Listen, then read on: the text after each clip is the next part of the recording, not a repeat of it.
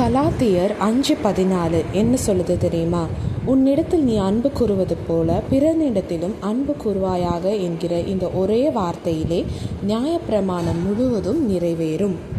So இந்த வசனத்தில் ஆண்டவர் நம்மளுக்கு கற்றுக் கொடுக்கறது, நம்மளை நேசிக்கிற மாதிரியே நம்ம பிறரையும் நேசித்தா நம்ம எந்த பாவமும் என்ன பண்ண மாட்டோம், அவங்களுக்கு செய்ய மாட்டோம், துரோகம் நினைக்க மாட்டோம், அவங்களுக்கு எதிராக பொய் சாட்சி சொல்ல மாட்டோம், இல்லை நம்மளுக்கு எந்த பாவமும் என்ன ஆகாது.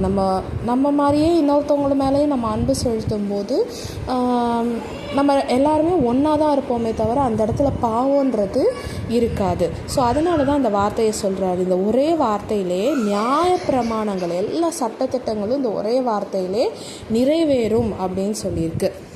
ஸோ ஆண்டவர் இந்த வசனத்தில் நம்மளுக்கு கற்றுக் கொடுக்குற பாடம் என்ன அப்படின்னா, நம்மளை மாதிரியே நம்ம பிறனையும் என்ன பண்ணணும், நேசிக்கணும். அப்படி நேசித்தா நம்ம என்ன பண்ண மாட்டோம், பாவம் செய்ய முடியாது.